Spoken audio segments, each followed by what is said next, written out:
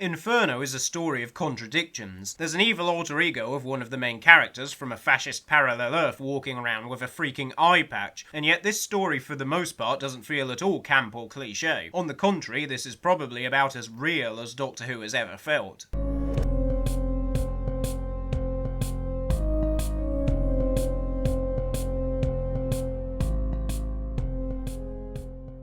The first episode introduces the titular unit-supervised science project of the week devised by Professor Staumann, who intends to penetrate the Earth's crust. The Doctor is there because, as in the preceding story, The Ambassadors of Death, the Tardis is still in bits and he plans to power the console using the same nuclear reactor which feeds Staumann's project. This aspect of the story has been controversial among those who like to pretend continuity is something that really matters, given other potentially conflicting statements about the heart of the Tardis being beneath the console and so on. I can only imagine the TARDIS interior set wasn't available during production for this season for whatever reason, hence these workarounds, but in a strange way having the console removed and able to function separately from the police box perfectly fits with the sense of realism threaded throughout Season 7, because it makes the TARDIS seem more like just a practical piece of machinery as opposed to being something mystical and sentient as is later indicated. This is in keeping with the overall more serious tone of the series, in which military forces behave much more like how I'd imagine the real military would, including UNIT, who aren't quite the snuggly family setup we see in the following seasons yet. For one, the Brigadier is continuously coming to blows with both Liz and the Doctor, who really resents being trapped on Earth at this point. Even the uniforms are different this season. Looking back, there must have been a pretty major tonal whiplash going from a season with such whimsical stories as The Mind Robber, set in a world of fiction, to a series of earthbound espionage tales set around scientific bases and industrial compounds.